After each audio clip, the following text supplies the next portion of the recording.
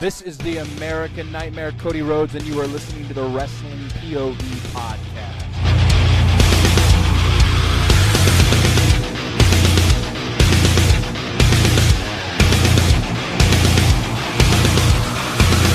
Hey guys, this is Hardcore Country Mickey James, and you are listening to Wrestling POV Podcast. What's going on, folks? Welcome to another edition of Wrestling POV with your boy, Tony Diaz, Clay Cummings, and Elio Canella. The dude. What up, what up?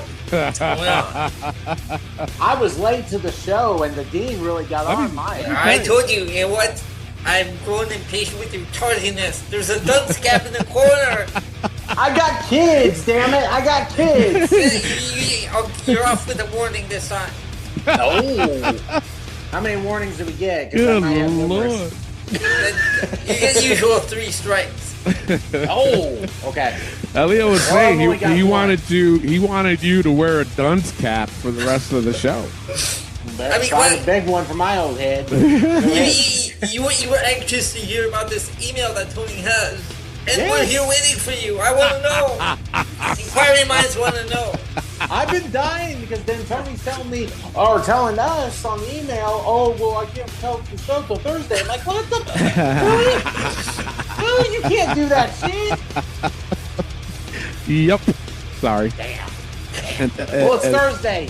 Yes, it is. Yes, it is. And I'm going to tease it just a little bit more because basically, Clay, you sent us this, and I thought it was actually pretty funny. And who knows, maybe Josh will think that it's me that's singing it this time. So this is a parody of CM Punk's song, Cult of Personality. In my eyes, what do you see? A man that's finally happy. I left the chance show, Mr. Big Leagues. Tony was such a man, baby. Oh, I'm a man that's finally happy. He feared for his life because of me. I'm a man that's finally happy. A man that's finally happy. A man that's finally happy.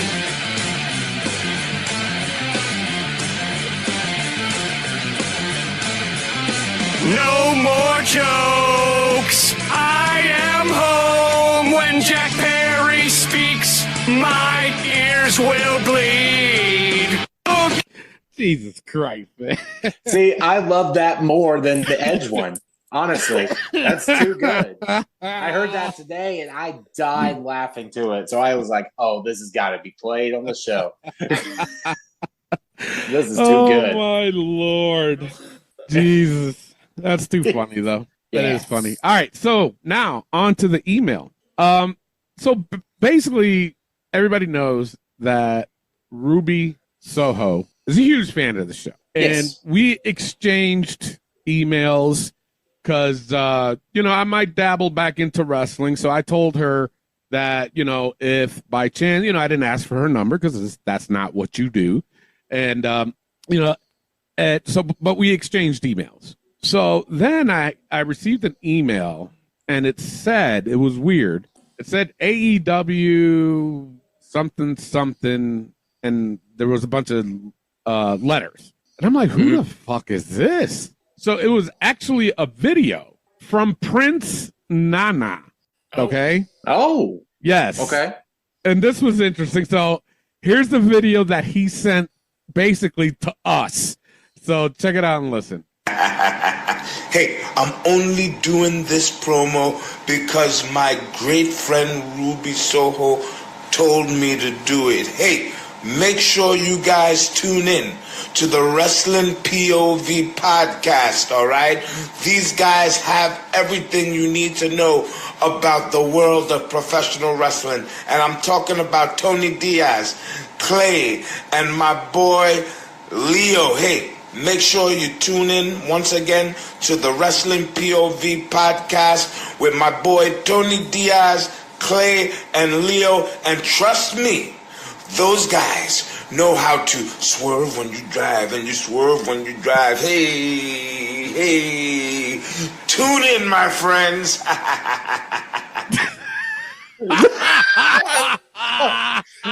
Oh my God! Oh. Wow. He's the prince. If he calls me Leo, I'm like, there you go. That was awesome. That was. Oh my God! Wow. I love it. Oh. That was awesome.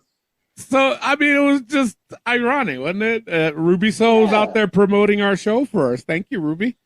Thank you, Ruby. But here's the thing now. We can't say shit about Prince Nana no more.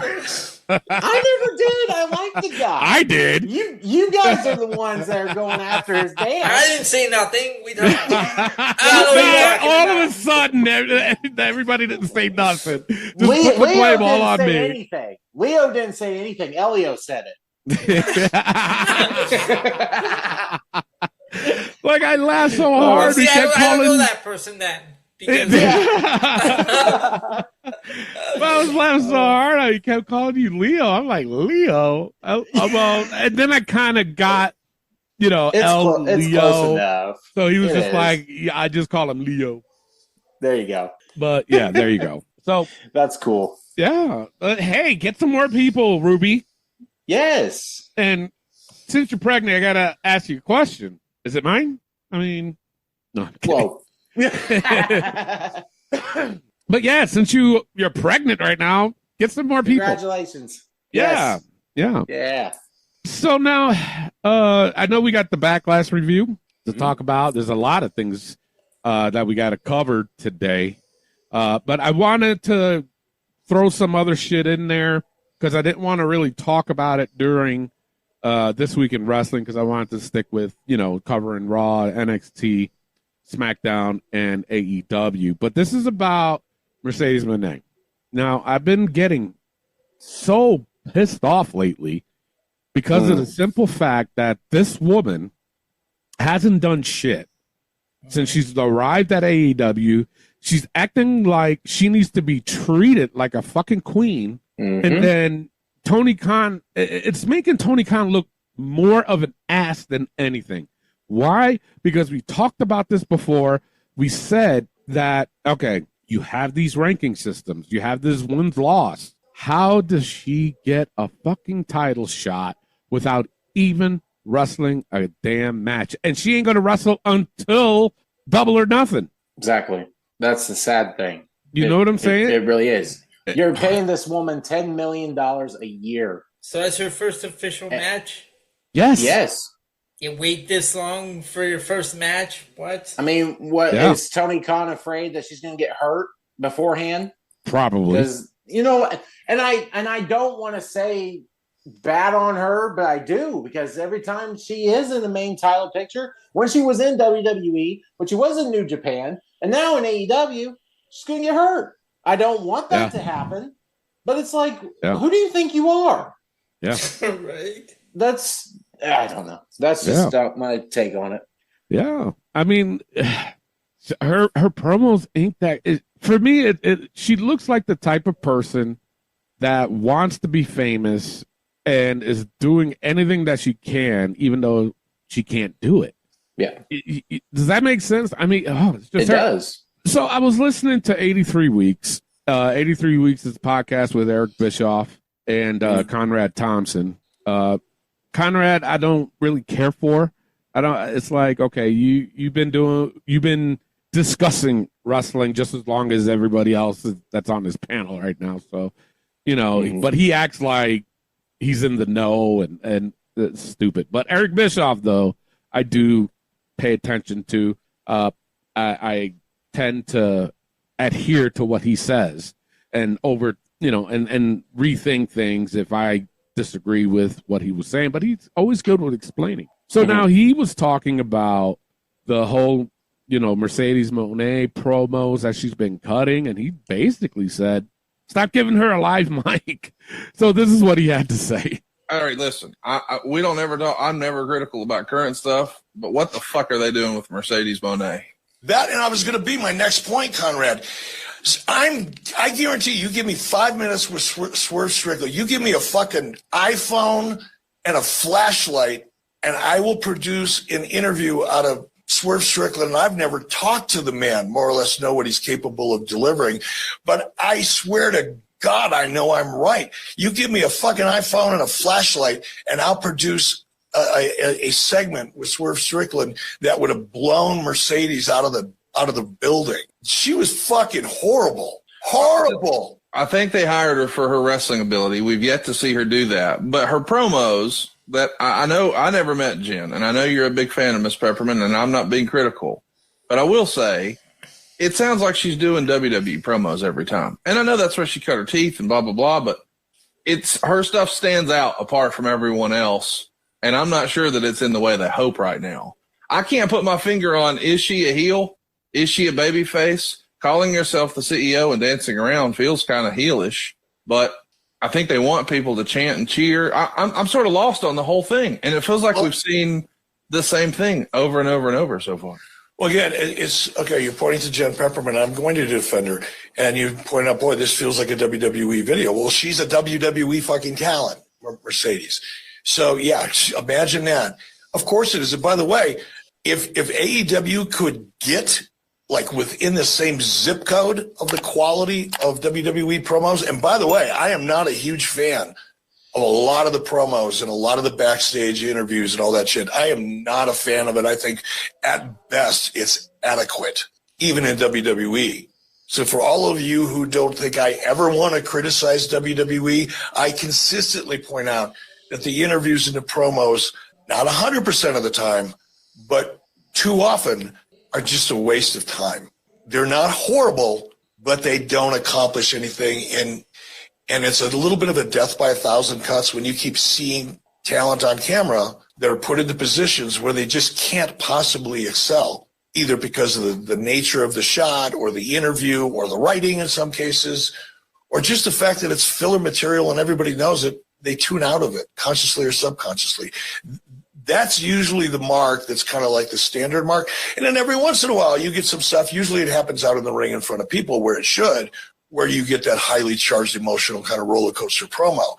WWE is phenomenal at that. But a lot of the stuff they do is adequate at best, and I don't even know why they do it. It's a waste of fucking time.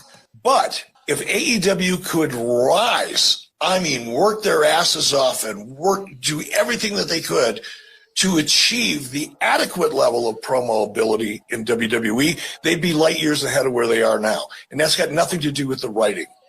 The talent, there's so many talent out there, like Mercedes. And I don't dislike Mercedes. She's a phenomenal wrestler. She's a phenomenal performer in the ring. She's had an incredible run. She's hugely successful, and I respect the hell out of her for what she's accomplished. That doesn't mean she's capable of holding a mic for more than 30 seconds. She's just not. She wasn't in WWE, but guess what? They knew that, and they worked around that because you can if you're smart. Do you guys agree with him? 110% with everything that man said. Yeah. I mean, from point A to point B, like point B and on, it's true. What Mercedes says on a promo is not the greatest in the world. You even saw it when she was in WWE. The AEW backstage stuff, I'm sorry, I'm not into that either.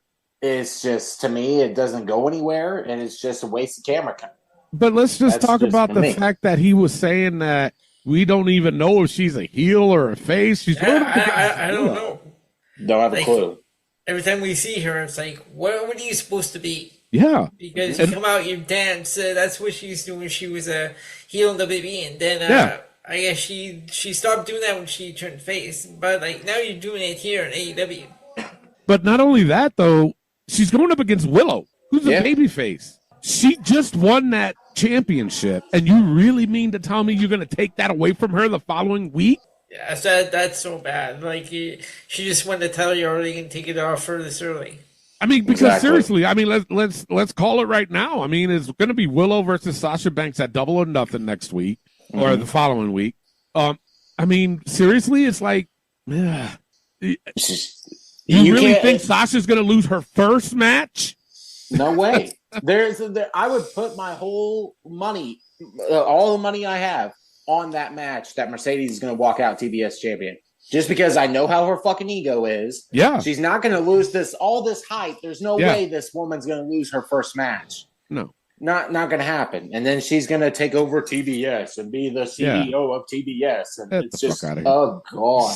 But Here's the thing. When she does get this title, is she only going to wrestle in pay-per-views now? Exactly. Is she not even going to be on TV every week? Yep. That's where the problem is going to be. And she's saying that AEW is such a great place. How do you know it's a great place when we haven't even had a match? Yeah. Nope. True Not that. one single damn match since she's been there. She's been cutting these god-awful promos. You cannot tell me, oh, my God, Sasha Banks is great. No, she's not. No, she is not. Eric Bischoff was being kind to even saying about her wrestling skills. I'm going to tell you straight up, I hate it. I hate it because she's all about herself. I've been saying that shit for years. You have. I've tried defending it. It doesn't work. No. I've tried. If you listen to past episodes, like I've said, I've won. Cleveland went into the book for her. I did. That's right. I defended her ass for years. And you know what? I was probably drunk during those years. Now I look at it, and it's like, there's no defending it. No. There's just none. I'm sorry. Not sorry. You can't because you can't tell me that her promos are so good that is making people excited to see her. You know what I'm saying? You just can't. So anyway, I wanted to throw that out there, but I also wanted, being that we're on AEW, this is a quote from Tony Khan. Boy. He quoted, "Our biggest strength is the quality of our athletes and the charisma of our biggest stars. Some of the biggest names in wrestling are in AEW. And there is a reason why big free agents wants to come to AEW. This is where the best wrestle." Come on, bro. What?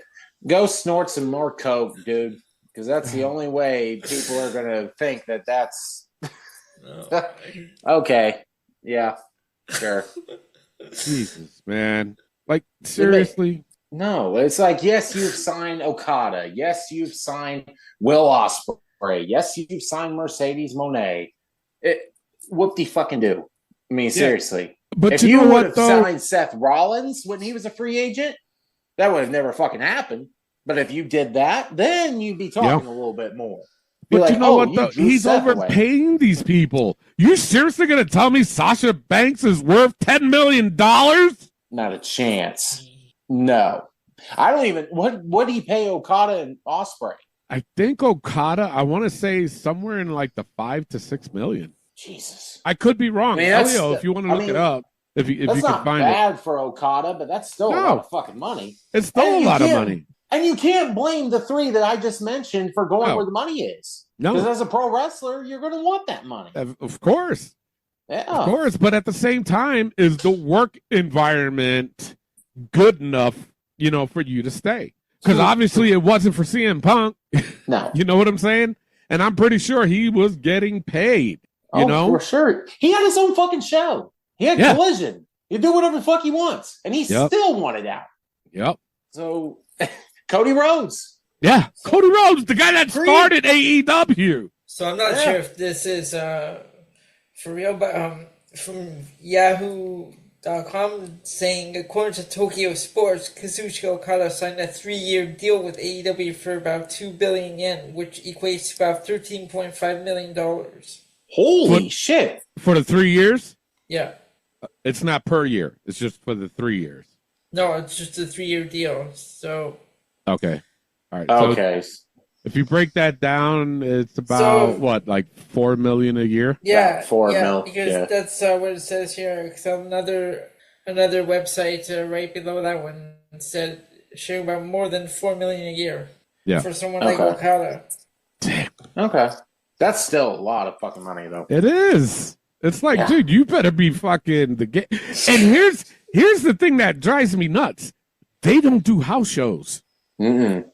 And I'm sorry to say, Collision. Yeah, and I'm sorry to say, when WWE does house shows, those wrestlers get paid extra. Oh yeah, from the sales and merchandise and all this other shit. Mm-hmm. And these guys don't.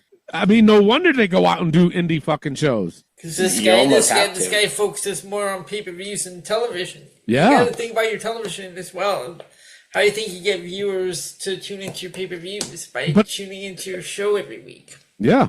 Exactly. But not only that, I mean, dude, you want AEW to compete with WWE, but yet you don't do a house show? You know what I'm saying? True that. Right. And you know what? That could be the biggest reason why AEW is in the state that it's in now. And I'm going to tell you why. When WWE does these house shows, they do these house shows because these guys need to work on their matches for either a Raw, SmackDown, or a pay-per-view. That's why they do these house shows.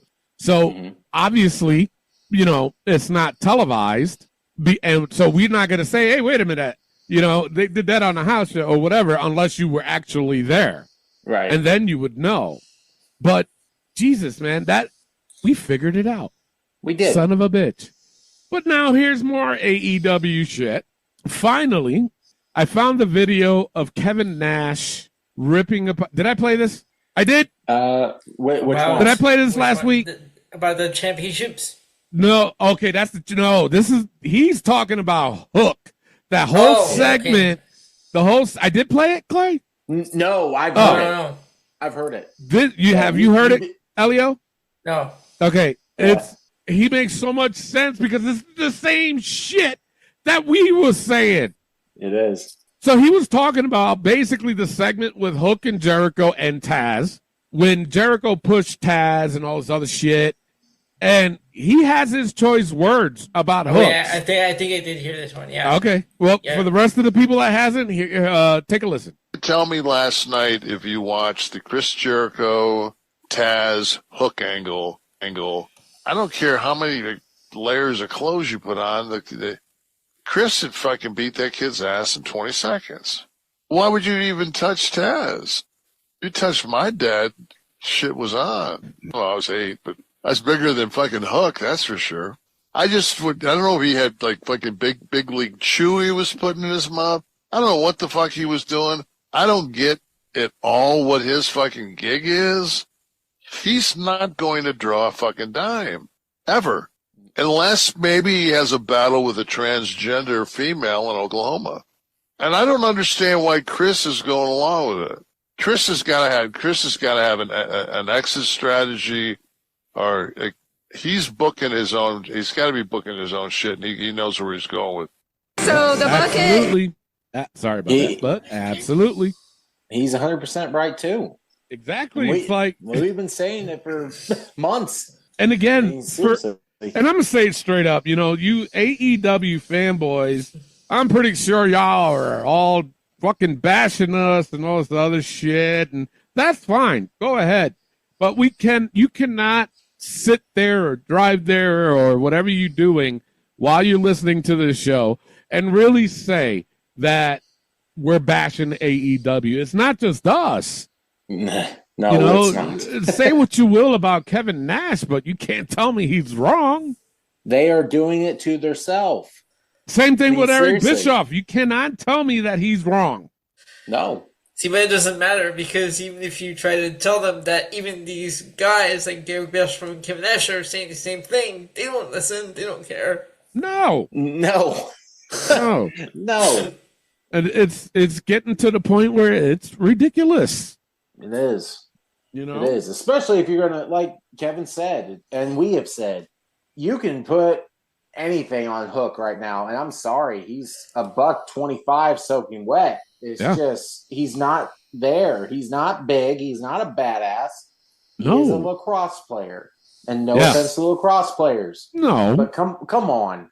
I mean, seriously, you're going to pretend that this guy can go against Chris Jericho. I don't care how old Chris is. Yeah. No way. I agree. Yeah. I agree. You know, and it's just, I play these clips of these Hall of Famers because basically every clip I have played that voiced their opinions about AEW, they were all Hall of Famers. Come on. Right. Seriously? And I've been in the business for 20 years myself. You cannot tell me that we don't know what the fuck we're talking about. Come on, man. Get with the True fucking that. program. You know, Like, and I know. Well, go ahead, Elio. I just got the new Or Leo. PWI issue. I got the new PWI issue. Book isn't even in the ratings, the AW ratings. Really? And that says a lot. It really does. Damn. This badass didn't make the ratings for PWI, and they are some fucked up people, too. And you know what? I challenge you to contest Elio. Go ahead. I dare you. Because we're going to be going live soon. I mean, we're going to be on Facebook first because the laptop that I have, it's a MacBook, so they don't have a TikTok app. So we're not going to be on there just yet, but we will be on Facebook soon. And we're going to have a phone line. So that way you guys can call in and because you have to explain yourself because I really need to know this. And I'm telling you right now, the one question that I will throw out there to you is who do you think is going to win between Dominic and Hook? And then if you pick Hook, I'm going to put you on the spot. I'm just telling you that right now. Okay? Yep. All right. So enough about AEW. Let's go into Backlash. But before we get into Backlash, another QR code popped up. Now, this was interesting. I didn't catch it in time, so I had to look online so I can find out what the fuck it was. So I got to give credit to Irish Neep, N-E-E-P. He's the one that you'll hear in the middle of this. He tried not to talk because he was trying to let people hear the QR code. And basically, it was a phone number. He deciphered it as a phone number, and there was a message on there. So when I play this, I want you guys to, and I know what y'all going to say anyway, but I want you guys to say who do you think it is, okay? So take a listen to the newest QR code. You think you're so close to finding him, but you don't even know what you're looking for. He's not what you think. He just wants to help. That's all he's ever wanted. He opens up his arms and makes you feel like you matter, like you belong. He doesn't change you. He reminds you. He wants to know, why did you forget about them? He says he opened the door, and the time of secrets has come to an end. We know the story of the shepherd and the lost sheep. The shepherd left the 99 others to search for the one sheep that had gone missing. He rejoiced when he found it. But what happened when my precious sheep went missing? None of you cared. Their families didn't care. Their friends didn't care. You let the darkness take them. Left them shackled in hell all alone. But I set them free. They are my family now. And we will do anything to protect our family. I can't wait for you to see what they've become. It's beautiful. What do you guys think? What? I didn't understand hardly half that. Yeah, that second part, man, when you actually call the number once you decipher the numbers and stuff.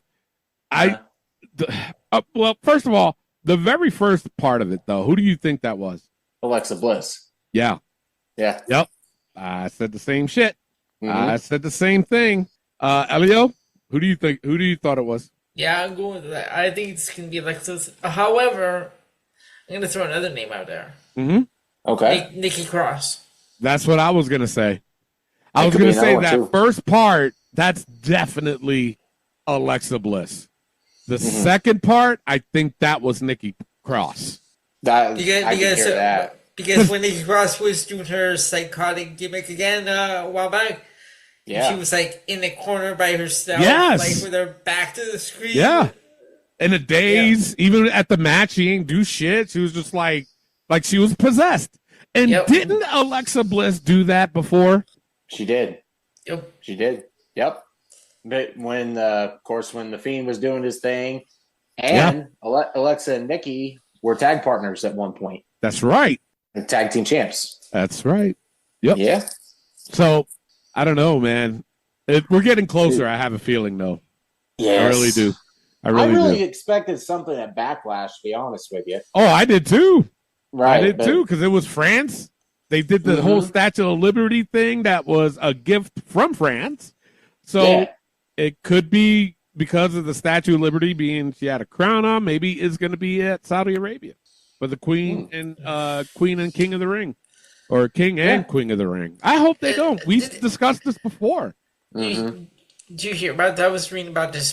They're talking about bringing another event, another WrestleMania, or Royal Rumble, or the Royal Rumble. Yeah, don't do that. Why? Please don't do that. And again, I don't want people that listen that are way out there, and I know they do, that we have. It's just for that's our thing, man. It is. That's all I can say. That's our thing. Yeah. I know y'all love wrestling, but that's our thing, man. You know, that was always our thing. You get, because honestly, you really haven't heard us complain when there are pay-per-views out there. Queen and King of the Ring. Okay? I have not bitched about it. Okay? Nope. Y'all did, they did it last year. We didn't bitch about it. Nope. Okay? But WrestleMania and the Royal Rumble, that's our thing. Yes. That's for us. Damn it. All right. So now I have to play another clip before we get into Backlash, because it's kind of related to Backlash. The very first match, the Bloodline versus Kevin Owens and Randy Orton. And in a minute, Clay will go over what happened during that match.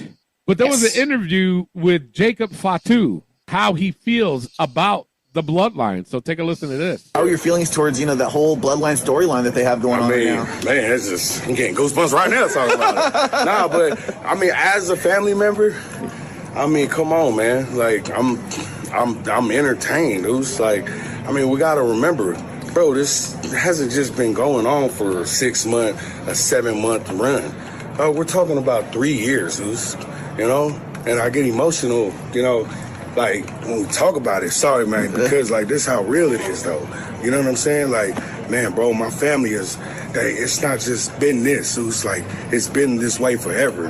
And, dog, when we talk about this shit right here, you know what I'm saying, up high, yeah, bro, it's that part, So when I see it, I feel it, because they feel it. And if they don't feel it, the fans don't feel it. Come on, bro. 8 weeks in a row, over 2 million. The numbers don't lie.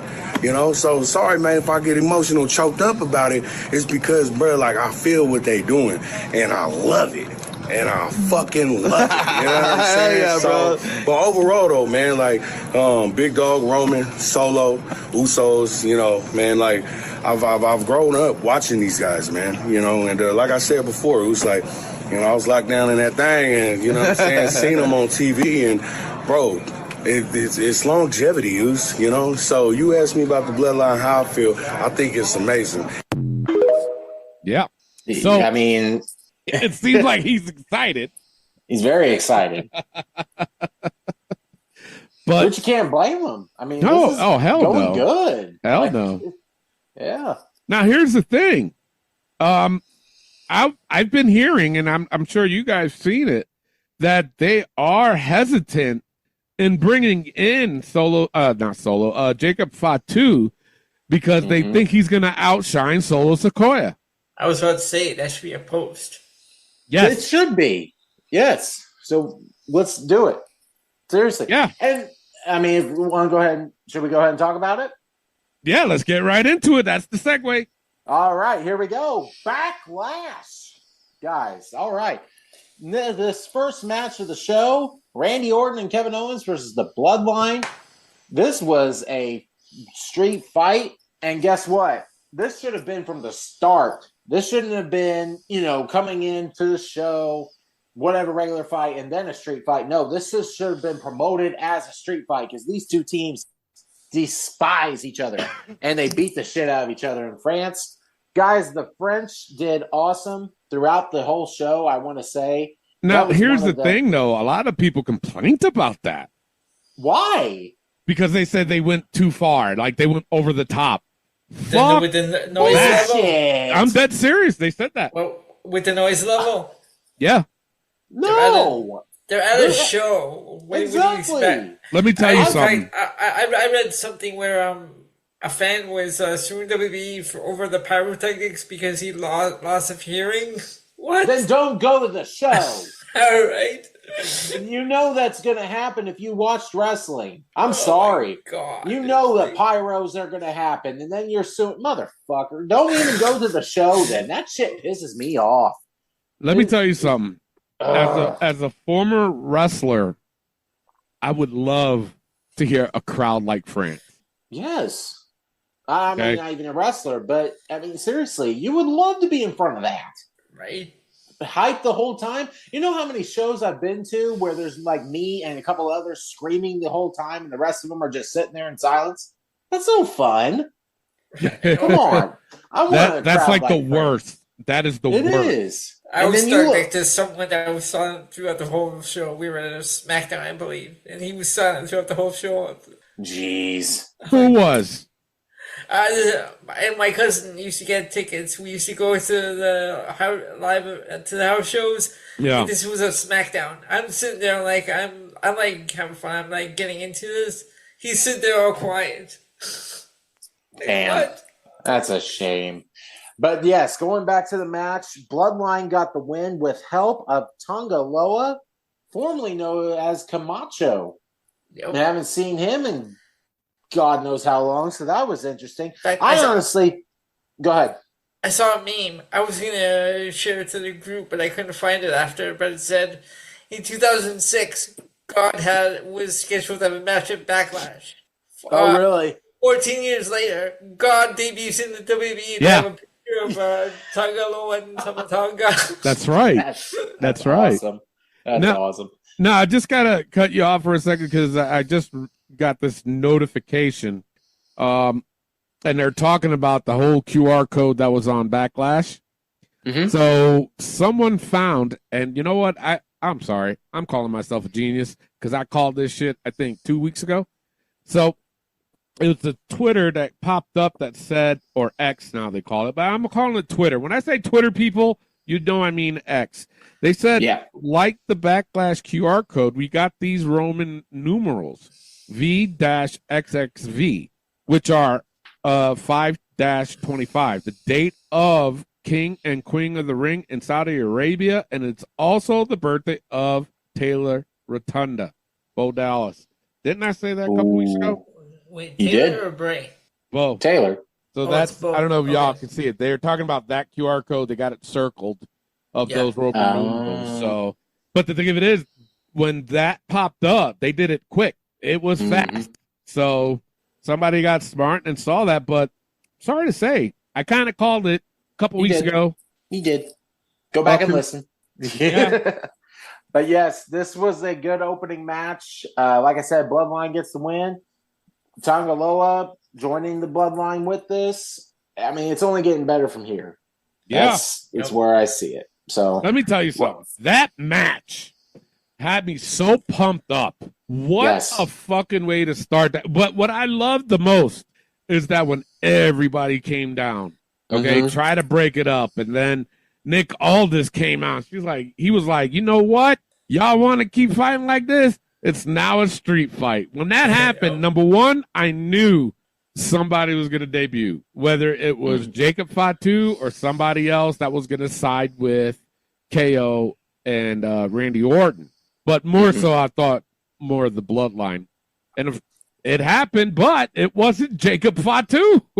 Which surprised me because I was think Tonga everybody Loa. was expecting Jacob Fatu. Yeah. Really? I mean. But then after hearing about, that they're afraid that because of Jacob Fatu himself, he's a big dude. I think, I want to say, and Elliot, you can correct me if I'm wrong, but I want to say that he's bigger than Solo, or they might be the same size. I don't know. He might be a tad bit bigger. Look that up. Okay. But my thing is, I'm not taking nothing away from Solo. You look at him in a dark alley, you're going to go the other fucking way. But in my opinion, if you see Jacob Fatu in a dark alleyway, you just might as well off yourself. You just might as well, because you're not going to get away. No. Okay?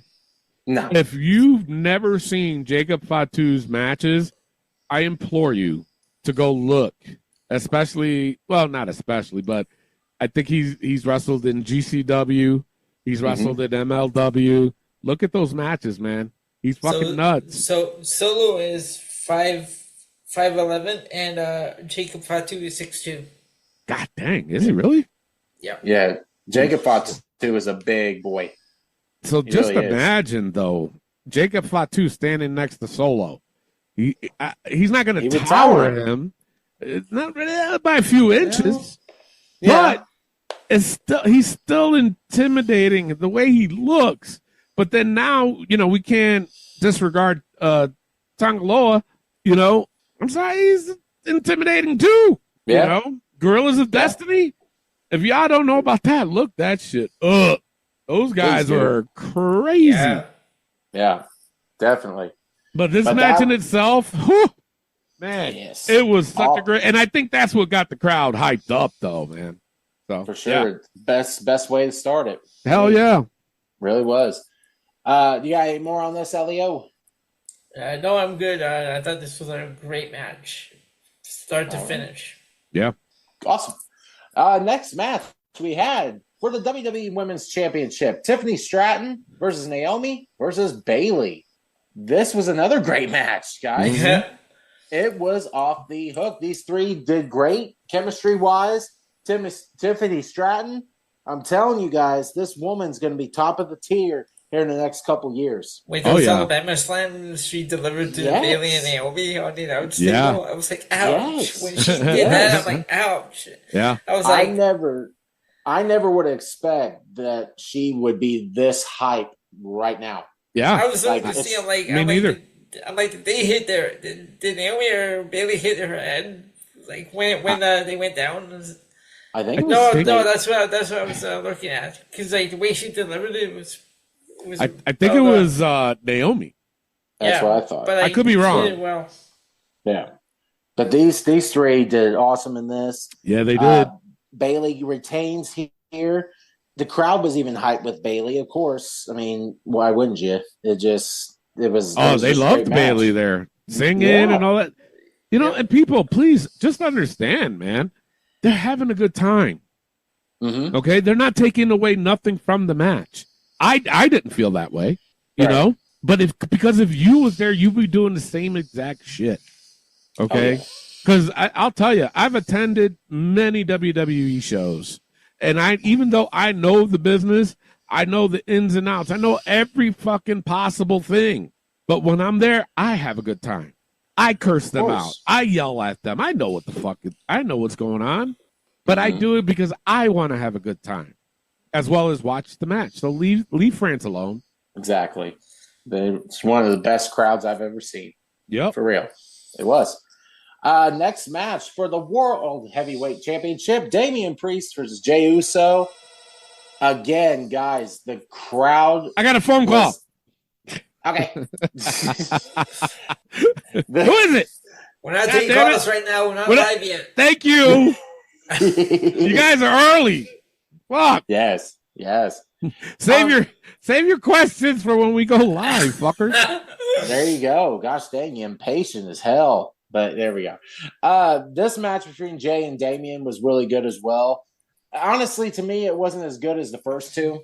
I'll be quite honest with you. It was kind of one of those matches that it didn't really hype me that much as the other two did. So that's where I'm at with it. Damian did the well. one part I liked was Jay's entrance. Yes, and that the whole crowd doing the hand thing, the yeet, and all this other stuff. Which let me tell you got something. That under control. I had goosebumps watching that entrance and the crowd going nuts like that. Yeah. And you know what? I got to give props to him, too, though, because he paid respect to Bray for that. I don't know if you guys saw that. With the lights. Fireflies. Yeah. So that was just cool in itself. Just to see that. And everybody, awesome. You know what? I took my hat off to France. Just don't treat me like shit when I go out there. But yeah, this was good. Finn getting involved as well.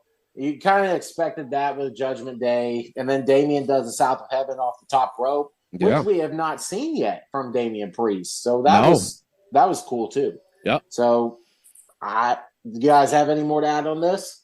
It was a good match, and I'm telling you right now, I know that Jay is gonna eventually be in this whole bloodline thing once everything starts getting put together, because obviously what happened with Jimmy, he got beat up. Where else is he gonna go? And then they teased a little bit when that question was asked to Jay about the shit that happened with his brother, and you can see he got a little emotional. And then by saying, I wish he would have just listened to, and came along with me. So there's going to be a reunion of sorts between them two. And I'm telling you right now, I said it a few weeks ago. It's going to be Bloodline versus Samoan Dynasty. I'm telling you, it's written right there. It's a civil war. These guys are going to go nuts. Now, though I am not against that, but after what I saw at Backlash with Jimmy and the crowd and this whole thing that he's doing, is it going to play out after a few years? Probably. But right now, the man is on a roll. They need to seriously not drop the ball on that. I mean, granted, Damian Priest just got that belt, but they got to do something with Jimmy right now. And I don't know if they are hyping him up because of the whole bloodline Civil War thing. I don't know. I don't know, but they need to jump on this shit with Jimmy. It was a damn good match, and I was glued to it. Very much so. Next match, the Kabuki Warriors versus Jade Cargill and Bianca Belair. Ooh. Yikes. Guys, this was not that good. And I hate to say it because I'm trying and hoping that Jade in particular will go on for it, but still, I'm sorry, she's not ready. No. She really isn't. And I can tell why she's in a tag team with Bianca Belair. Because she's not. And Bianca will carry her. She carried her through this match. The Kabuki Warriors carried her through this match. Tried to make her look good. It just, if you looked at it more, it's just the flaws into it. And there was a lot. There was a lot. And, for me, I did say I was going to look at it with a fine-tooth comb the minute Jade is in there wrestling, especially in a platform like this. And she was lost. There was a lot of spots. I even saw her, saying something to either Asuka or Kairi Sane. And at another point during the match, he was even talking with Bianca, and Bianca was like trying to guide her in the match. Granted, the props that I do have to give her, though, is that final spot she did with Kairi Sane. That was impressive. It was. Very impressive. But there's a lot of times during that match where, man, and I've said this in AEW, I'm going to say it now, she does not know how to take a punch. She doesn't know how to sell. She can do a lot of other things correct. And don't get me wrong, that woman is $1 million standing right in front of you, and she'll act like that. But, man, the every time she was getting hit, it just looked so bad. So bad. And I have to tip my hat off to Bianca, Asuka, and Kairi Sane because they were helping her throughout the whole thing. Now, I'm not going to defend Jade, but I can tell nerves were there. She wanted to make this perfect, not only just for the other ladies in that ring, but for herself, to prove that, because I know she knows all the criticism she was getting when she was in AEW, because we criticized her too. Yeah. But I have to criticize you now because she looked lost at certain points in that match, and she'll get there. She'll get there. Oh, she will. I have faith that she'll get there. And I can tell after they had won, if you notice, like she was upset. She didn't look happy at all. I mean, she tried to smile, and you can tell when Bianca grabbed her. and was like, don't worry about it. Don't worry about it. And then you see Bianca saying that to her. Right. Because Jade kind of shook her head a little bit like, damn, I fucked up. And then Bianca was like, don't worry about it. Don't worry about it. And raised her hand. Look at towards the end. You can see Bianca saying that to her, Yeah. So I have to tip my hat off to her, to Jade, for at least knowing that WWE, especially the women's, is a different level than it is with the AEW women's division there. And I'm not saying that out of disrespect, because there is a few good talents like Willow. I love that woman to death. If she came to freaking WWE, she would kill it. She would kill it. Yeah. I would love to see a match between Willow and Piper Nevin, or Willow and Nia Jax. Willow's a big girl. So put her in with big girls, man. She has a great character, great charisma. Her wrestling is great. But, with Jade, man, this was a miss for her. So, and I hate to say it that way, but it's true. But I do have faith, like you've said, that Jade will work it out and get better, because she is in a system now that just for sakes works with them. Not saying that AEW doesn't. I'm just saying they know what they're doing with Jade. They really do. They've had people come in years and years of, not being in the business one bit, and then all of a sudden they turn into $1 million. Oh, yeah. I mean, seriously, I have faith in her doing this. It's just her first match on a pay-per-view besides the Royal Rumble, if you want to count that, and you could tell, like Tony said, you could tell the nerves were there, and everything else, she just struggled. And I hated to be like that. I wanted her to succeed. I still think she will. But this match just wasn't it. New tag champs with Jade and Bianca. We'll see where it goes from here. Yeah. And hopefully she gets more stuff. So we'll see. Let's hope for the best. As long as she keeps training, she'll be all right. That's right. And finally, the last match of the show, AJ Styles versus Cody Rhodes for the WWE Championship. This was another good match to end the show. WWE mentioning that they're Bullet Club leaders. Yeah. Did you guys hear that? Yeah. Like, whoa, they mentioned the Bullet Club on WWE TV. That's crazy. Right. But this match was solid. Cody got the win here. I mean, basically what I put in my notes, everything you would expect an AJ Styles versus Cody Rhodes match happened. These guys were intact.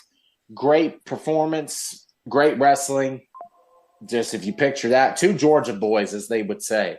Yeah. Like this was solid. And AJ got a good response from the fans from France. Right. Yeah. Mm-hmm. So that was cool. That was cool to see. Yeah. Now, was this a great main event match? I'm going to go with no. But it was still good enough that I was invested. I mean, it's AJ Styles and Cody Rhodes. How could you not be? Right. But it wasn't like something I can say that it was my all-time favorite, But it was still good. It was still good. Cody's first defense. Cody retains here. And Elio, what'd you think of it? All I got. No, this was a good match. I really enjoyed this, and the crowd was into AJ. The reaction there, and they were loud from beginning to end. Yeah, with this match. They were all into this one. So they were hyped. A good match. Very good. Yeah.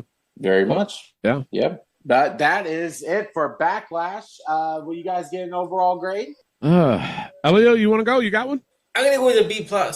Okay. I'll give it a B. Be honest with you. Oh man. No, you know what? I agree with Elio. I give it a B+. A B+.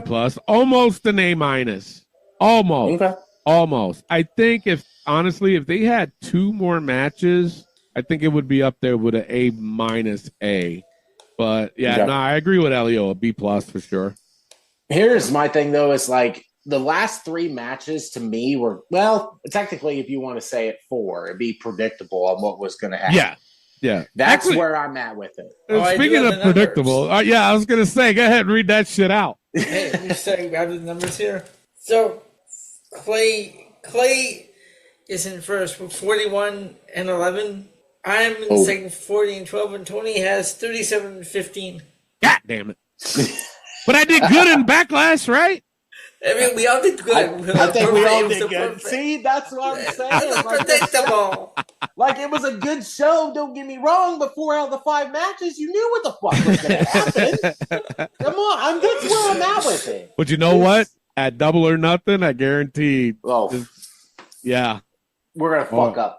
Or at least I'm gonna fuck up. Hell yeah. Who knows Hell where yeah. the fuck this is going. I mean, I was looking up that card. They already have all the matches set up. Seriously, how many? You may have seen that. Pull this up here. Double or Nothing. Oh, okay. While Elio's looking for that, we're gonna do. Well, actually, no. It's time to take a pause, so we can do the Queen of the Ring tournament bracket and see if we get it right. Yeah. So far, there's 5 matches so far. Oh, okay. That's nothing. Oh, well, they still got like 3. They got what, like 2 weeks? Yeah. So they'll add like 10 more. So there'll be 10 more. There'll be 15 matches. Yeah. There we go. Wouldn't doubt it, man. But no, we'll do the Queen of the Ring tournament bracket. We'll do that after the break, and then we'll get into This Week in Wrestling. I mean, because for me, there was only not even SmackDown. SmackDown wasn't shit. Raw was pretty decent. NXT was and we can probably talk more on AEW. Actually, no, we can, because that match between Edge and Brody Lee, Brody King. That one was really good. So we can talk about that too. So it won't be that much in This Week in Wrestling. So we can do the Queen of the Ring bracket. So with that being said, we're going to take a quick pause for the cause. And when we come back, we got the Queen of the Ring bracket tournament and This Week in Wrestling. What's up, wrestling fans? It is yours truly, Ruby Soho, and you're listening to Wrestling POV Podcast with the man, Tony Diaz. Hi, I'm WWE superstar Charlotte Flair, also known as the Queen, and listen to Wrestling POV Podcast, and always do it with Flair. Woo! This is the hardcore legend Mick Foley, and you are listening to the Wrestling POV Podcast. And we're back, and you can catch Wrestling POV every Saturday on iTunes, Spotify, Podbean, iHeartRadio, TuneIn Radio, and Amazon Music. And now, Tony, it's time to get This Week in Wrestling. All right. Do you guys want to do Queen the Ring bracket first? Sure. Okay, let's do it up. All right, Elio, what you got on your bracket? It's the same one that WWE's doing, right? Yes. Okay. So I already have all the matches that we did see on Raw. I already have them here. So okay. But the first one on here is Shayna Baszler and Selena Vega. Oh, Shayna's winning that one. Shayna, 110%. Shayna. Okay, so that's Shayna advances. There you go. Then we had Io Sky versus Natalia. Yeah, well, Io won that one. Which we had Dakota Kai versus Lyra Valkyria, which Lyra moved on. Yep. Yep. And Ivy Nile versus Zoe Stark, of course, Zoe moved on. Yep. Right. So the second round would be Shayna Baszler and Zoe and Io Sky. I have to go. No, go ahead, because I went first last time. Oh, that's good. I'm going Shayna. Really? Baszler. Elio. Yes. I go with Io. Yeah, I agree with Elio. I'm gonna go with Io. All right. So I just Io feel advances. like Shayna needs a push once in a while. I do too. I do too. And this would be one of the perfect time to do it. But she's already called. She's been there forever, and yeah. But think about it. She calls herself Queen of Spades or some shit like that. Yeah. Yeah. True. Okay, next one we have Lyra Valkyria and Zoe Stark. Well, go ahead. You go, Elio. Yeah. I'm going with Lyra Valkyria. I'm gonna go. Yeah, I'm gonna go with Valkyria too. I'm right there with you guys. I'm going Lyra. All right. Well, she advances. What All you right, got? so we said Io over Shayna, right? Yes. Yes. So we have in the finals it's Io Sky and Lyra Valkyria. That'd be an interesting match too. That's gonna be interesting. That one hurts me because I like them both. Yeah. Yeah. Well, I'd be a hypocrite if I don't go for Io, so I'm gonna go for Io. Here's my thing also with the King of the Ring / Queen of the Ring. Most of the time, I feel like with this, success would be a heel, in my opinion. So if I had to go with that, I'd have to say Io Sky. No, there you go, the winner. Who'd you would have went with, Elio? I like Lyra, but I can see like Clay's point. This would be more suited for a heel. I'd go EO as well. Yeah, because if you think about it, last year it was Zelina Vega. She was a babyface. True. So for EO, but the thing of it is, I don't know how she would. I don't know. Well, I guess we have to wait and see because I don't even see Valkyria, taking that gimmick on. They don't have to wear that damn crown and cape. The only time that ever worked was with Booker T. Yeah. True. The rest when they had Xavier Woods wearing the crown, that was looked terrible. ridiculous. The crown was scraping in his head. Yeah, it was ridiculous, man. Yeah. Jeepers. Yep. All right, so there's the quick bracket of the Queen of the Ring. Now, let's get right into This Week in Wrestling. Guys, I mean, what stood out for you? I'll throw it on to you guys first. Well, honestly, with SmackDown, to me, not much. Just basically preparing for Backlash, in my opinion. You can tell they were playing it safe. They were. Yeah. So I get it, but to me, it was kind of boring. Yeah. I'll be quite honest with you. Yeah. Raw was pretty good, though. A lot of King and Queen of the Ring qualifying matches, which I liked. CM Punk had a good promo. What about? Enjoyed that. He did what? Took the shot at what did he say? Something Jack about, Perry's like, yeah. I may choke, but not the way you're thinking, Pat, or something. Or something, right, Pat? I'm like, damn, you had to throw that in there, didn't you? Wow. Yeah. Wow. But what about that match though with Ricochet and Dragunov? Yeah, I was agreeing. That was the one that stood out to me. Let me tell you something. That should have been on a fucking pay-per-view. Yes. That one and Gunther and Sheamus stood out for me on Raw. Very much so. Yeah, and that one too. Yeah. And all the fat jokes that Sheamus has been getting lately, y'all need to apologize. He's starting to bulk back up. He's starting to bulk back up. And then let me tell you something. It happens to the best of us, man. So, for people to come out and say that shit about him, is it a joke?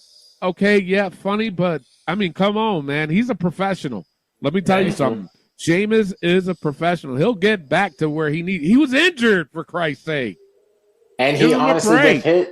And I've looked into it. With his neck injury, he needed to gain fat to be able to have that surgery on his neck. And then when people are saying that, it's like, bro, he probably didn't do much at all with a neck surgery. So it's like, what do you expect from the man? But now, like 3 weeks to a month later, he's already starting to get jacked again. So there you go. There you go. Those two matches definitely stood out. And if we want to talk about who should win King of the Ring here, guys, Gunther would be perfect to win this. You think so? Ring. I do. And Elio, you agree with that? I don't know, I would pull for an upset. I would go with Ricochet. Okay. Yeah. Well, wait. I wouldn't be upset with that. Wait, how could Ricochet lost? But he lost, so you know what? I go with Dragunov. I was gonna say Dragunov. I wouldn't be upset with that either. Have the finals be Gunther and Ilya Dragunov? Damn. No. Shut up and take my money. No, wait a minute. I gotta say this, and this is just me being stupid. Every time I hear his name, I keep wanting to say Jackanoff. I don't know why. Well, it's true. That was it. It's true. Yeah. But yeah, that's all that stood out for Raw.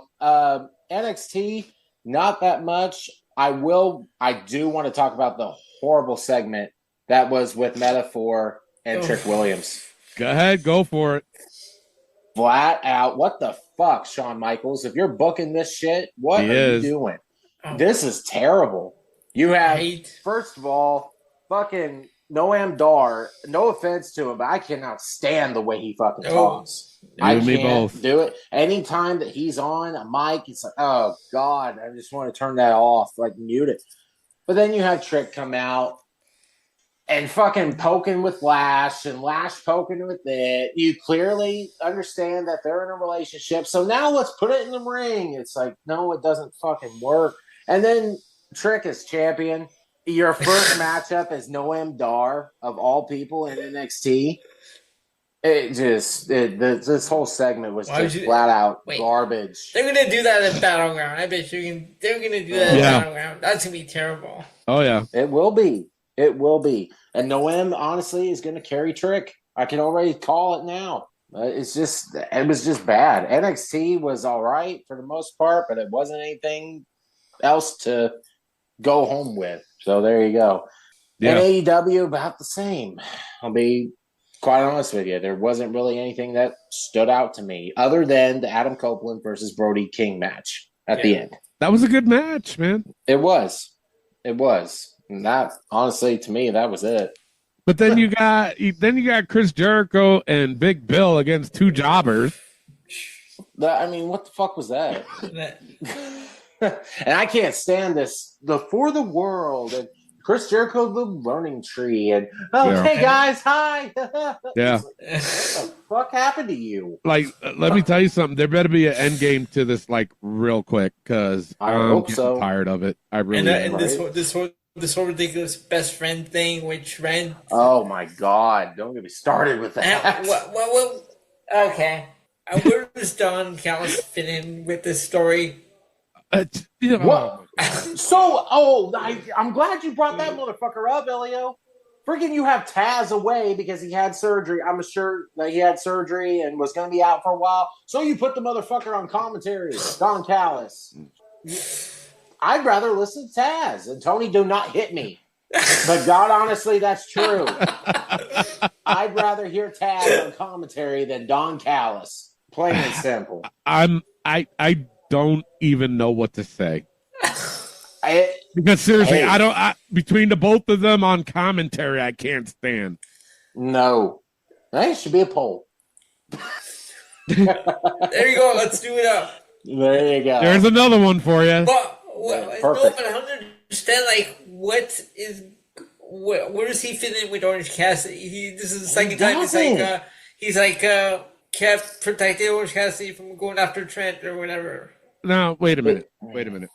Speaking of Orange Cassidy, how in the hell did he get pile drived and then just gets up and basically no sells it? Oh, I saw that. No selling. Yep. What the fuck? That was terrible on his end. He's super Orange Cassidy. He starts the show and he's Superman. And he takes off everything. Fucking ridiculous. That's bad. And if I was Trent, I still would have knocked the fuck out of him, even in backstage, because that's just not cool in general. No. I don't care how you're booked either. You don't do that. No. It's like not even. I'm sure, like we've said in the past, too, Orange Cassidy is booking his matches too because Tony Khan is loving him to death. Starts a show every week. We've said it numerous times. It's just that's how it happens. It's like, what are you doing, dude? Like, I'm becoming less of a fan of Orange Cassidy. What, man? Let me tell you something. I liked it at first. I thought it was funny. I'm like, oh, ha, ha, ha. But it was like repetitive. It was too many times. And why should I fuck it? No. No. Bad. But really bad. Now, it's funny because I'm looking at this another tweet, and it says Will Ospreay has had more 5-star matches in 1 month than CM Punk, John Cena, Kurt Angle have combined in their entire career. So then, please. Yeah. So then Kevin Nash responds to that, and he says, "How's his merchandise sales?" But then, of course, Will Ospreay responds to Kevin Nash, and he says, "Did you tear your quads writing this tweet?" Jesus Christ! Oh my God! What? Okay. Congratulations! Right? Yay! Good job, Will. Yeah, I mean, the thing of it is, what's sad is that the guy is talented. He's still young, but I think his ego is gonna get the best of him because of the simple fact that he's listening to other people within AEW instead of thinking for himself and say, you know what? the mainstream is where I belong. And I'm sorry, I'm not trying to sound like a WWE fanboy, but he needs to say to himself that the mainstream is where he belongs, and it's WWE. WWE can make this guy a mega star, but he chose to go to AEW. Number one, because I'm pretty sure the Young Bucks has something to do with it. I'm pretty sure Kenny Omega and probably a couple other people, which is, hey, that's fine. And of course, Tony Khan overpaying people. Okay, like what's he making anyways? Do we know? Who, Ospreay? Yeah, Leo, get it right. Leo, come on now. And but it even has to still, if I had to guess, 3 or 4 million, same as Okada. I would guess. If he's making less than Okada, something's wrong there. I think. Yeah. This is me personally. I have to agree with that. I'm gonna have to agree with that because, damn, man, I did. And those guys wrestled each other out in New Japan, right? I'm pretty sure they did. Yeah, but I got to look that up. I got to see their matches. But even still, I mean, that's neither here or there. But for sure, for me, I just want to see it because I know Okada. Remember when they had the Cruiserweight Classics years ago? Years ago. Yes. And Okada was in that. So it's not even saying the actual number. We're just saying it's like 7 figures over a 3+ year contract. It's probably not. I don't think it's more than Okada, to be honest. No. I really don't. I bet they're close. But I think Okada's making a little bit more. Yeah. I would guess. Interesting. All right. Anything else you guys got for This Week in Wrestling, Elio? Anything that's on your mind that you want to say, fuck this shit? No, I'm good. Okay. All right. Before we get out of this show and do the 5-second shuffle, I think it's time to revisit the book. Those that are new to that, basically what we do is we put the most ridiculous things that happen in the week of wrestling and we just do it for a good laugh. You guys ready? Yes, sir. All right, AEW time management. You know damn well that's going to stay. It stays. AEW's absurd commentary. Stays. Don Callis Harry Potter scar. Is it there? Fuck. Anymore? I haven't really noticed it. Me neither. I'm just completely blocked out of my mind. You know what? We'll keep an eye on it. If it's gone, then we'll take it off. Okay. It just Booker hasn't T- been as noticeable, I wouldn't think. Yeah, I don't know. You run out of marker? So we'll gift him a Sharpie? Probably. Exactly. Right? Booker T's non-game intro. That stays. Hook's shit signal. Stays. Last but not least, fuck's wrong with Tony Khan's eyes? Stays. All right, that's it for the show. But make sure you guys tune in after the show because we have the 5-second shuffle championship, which Elio took back last week. And he's on vacation next week. And he's threatening to take the title away with him. Yeah, I got a text from the Wrestling POV president. He said I'm being forced to relinquish the title tonight. I said, look, I'm here defending the title within the 8 days schedule. Ooh. I know by the 7th day, if I fail to do so, the 8th day I'm stripped. I'm here on the 7th day. Why am I being stripped of the title? Because I'm going to Mexico. I got a fiesta waiting for me down there. Oh, fuck. Okay? The celebration of Leo. WPOV president, if you don't like fun, just say it. You don't like fun. Okay. Elio went full-blown heel, man. He did. He's back to a heel. He's got more heel turns and babyface turns than the Big Show. Yeah, exactly. Holy there fuck. There you go. 1 week. And then next, man. It's like, damn. Jesus. So those that are new to that, basically what I do is I just hit a random song off my playlist. I hit the shuffle button. I only play 5 seconds of it, and these guys got to guess who it is. And There's also the forbidden songs. If any of these songs comes up, they get a minus deduction from their score. These songs are Taz, Chris Benoit, Reba Giggle, Hook, Lash Legend, and Julian Hall. It's just how we ride off into the sunset until next week, where we will give you more content, I guess. Yeah, we'll go with that. With that being said, I am your host, Tony Diaz, along with the $50 man, Chloe Cummings, and Mr. Leo. Love, peace, and wrestling. We'll see you next week. Peace out. All right, Elio, you have champion's advantage, so you can either go first or pass it off to Clay. I'll go first. All right, here's your first one.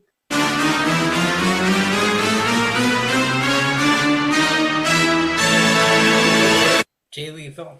It is Jay Lethal. I was hoping you were going to say Macho Man. I know, right? All right, you are on the board with one. Goes to Clay. Clay's got 0. He can get his first one with this one. Here you go.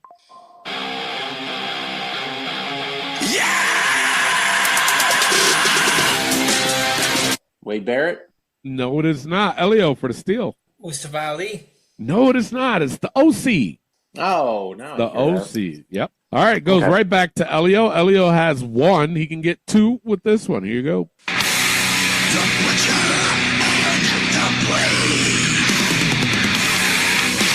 The Butcher and the Blade. No, it is not. Clay for the steal. The Bunny? No, it is not. It's the Butcher, the Blade, and the Bunny. Oh, see, Elio and I should have just combined it all. There you go. And get what, a half a point each? I mean, if you want to be technical. No, that's too much. That's too much fucking no. Yeah. No. All right, nobody gets a point on that. It goes to Clay. Clay can get his first one with this one. Here you go. Oh, my God. What did I do to deserve that? Then all last week. Yeah. Jesus Christ. Taz even said he'd rather listen to you than Don Callis. See? You know, that's true. I even made props and the motherfucker still came at me. Now watch I get an email from Taz. Anyway. All right, goes to Elio. Elio's got 1. He can get 2 with this one. Here you go. Oh! Oh!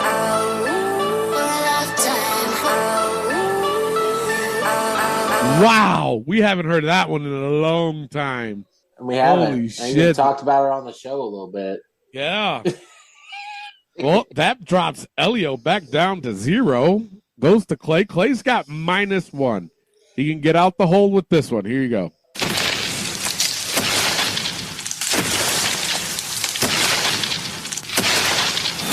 Luchasaurus? It is Luchasaurus. What the fuck is that? And that was a total guess, right? That was. I'm assuming it was a dinosaur because it just the. You would have to clawing think that's thing. what it was. Right? I don't know. Jesus. All right, it's all tied up at 0. I never No, thought I would I say knew that one. I listened Oh, to yeah. that every day. Yeah, right. You're full of shit. All right, goes to Elio. Elio's got 0. You can get his first one with this one. Here you go. You know it's the Mac Militant. Coming to get it on. That is Teddy Long. Teddy Long. That is Holla, holla, correct. Holla, holla, holla. Elio's got 1 again. Goes to Clay. Clay can get his first one with this one. Here you go.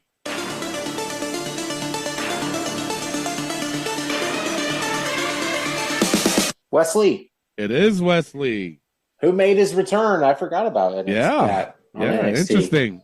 All right, so Yeah. Clay's got his first one with that one, so it's all tied up at 1. Goes to Elio. Elio can get 2 with this one. Here you go. You know you. Oh! You can't take your eyes away from mine. That's terrible. That is so bad. That is terrible. They are coming out. We're only missing what? 2 more? I think so. No, 3. Yeah, 3. Chris Benoit, Reba Giggle. You know what it is. You know what it is. And They heard that I'm going away tomorrow, so they're like, we're gonna make your last night as miserable as possible. Now, mind you, people, I'm only hitting the shuffle button, so I don't know what comes up. Right. Wow, that brings Elio back down to 0. Goes to Clay. Clay's got 1. He can get 2 with this one. Here you go.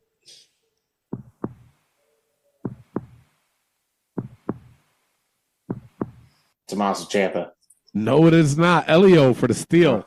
Finn Balor. Finn Balor. Oh, motherfucker. That was like his first one when he was in NXT. Yeah. Damn it. All right. Elio's got his point back, and it goes to Elio. He can get 2 with this one. Here you go.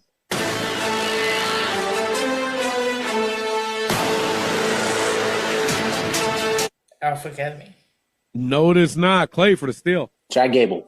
No, it is not. It's Nikki ASH.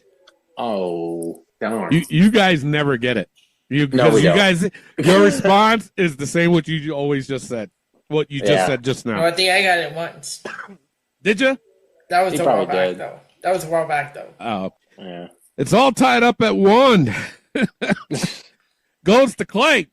Clay can get 2 with this one. Here you go. Oh, there it is now. Jeez. Wow. Chris Benoit. Yep. Damn. Jesus. That's bad. That's bad. That brings Clay back down to 0. Goes to Elio. Elio's got 1. He can get 2 with this one. Here you go.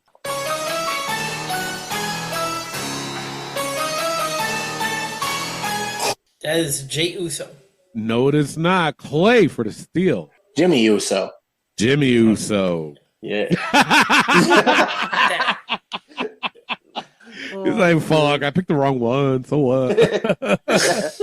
All right. Clay gets his point back. Goes to Clay. He can get 2 with this one. Here you go. We are the nation of domination. Nation of Domination.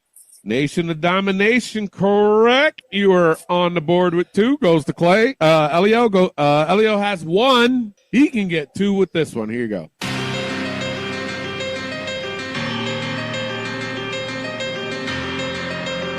Matt Hardy. Yes, Matt Hardy. You are on the board with 2. It's all tied up. Goes to Clay. Clay can get 3 with this one. Here you go. Ooh, Chavo.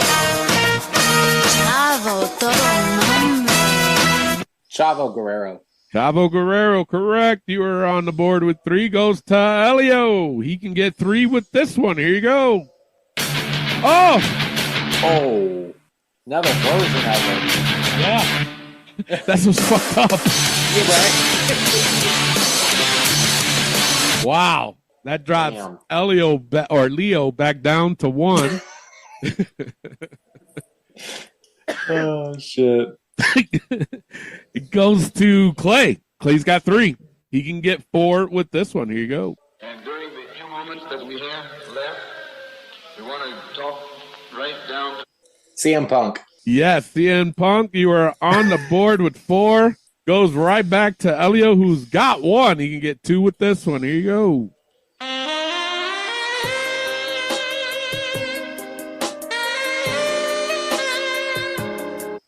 Is that Lana? No, it is not. Clay for the steal. Rosa Mendez.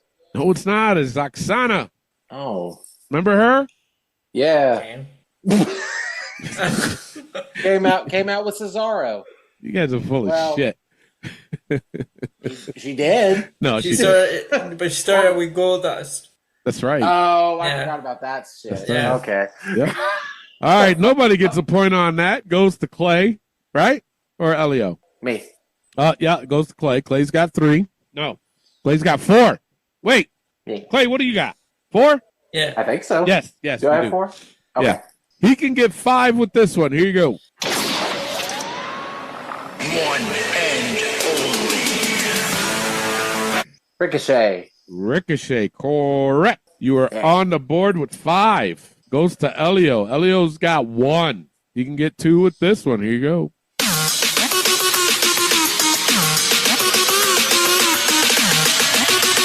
Maxine Dupree.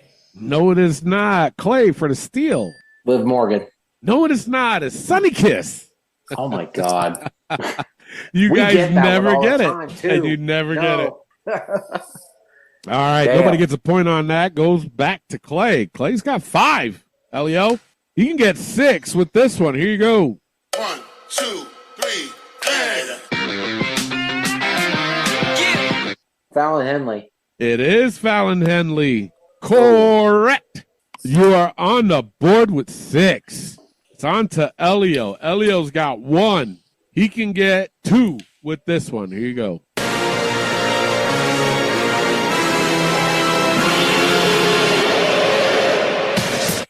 Mojo. It is the Mojo. Kind of scared me for a minute. I know, right? I'm like, oh.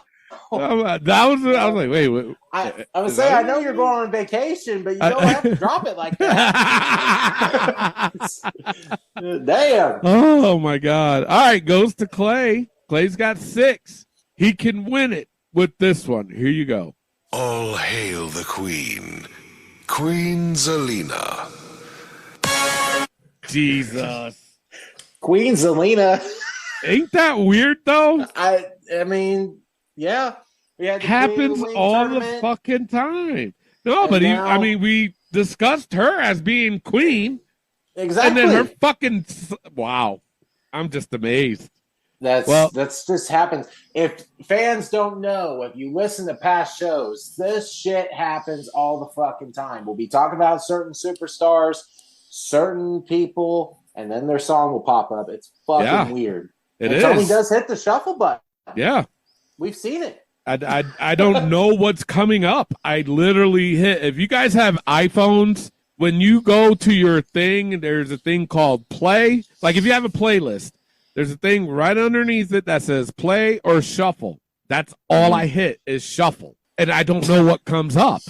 That's so I really don't. weird. Yeah. Wow. What's the score, by the way? Because y'all went back and forth a few times, didn't you? Yeah, because Elio held it for like 2 months straight. Yeah, Elio had an 8. Okay, well, when you come back from vacation, you can just let us know what the score is. But yeah, Elio held it for like 8 weeks straight.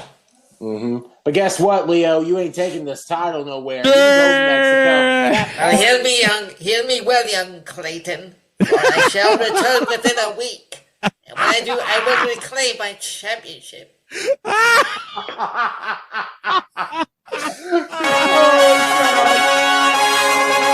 Thank you all for listening. Make sure you tune in next week. See ya.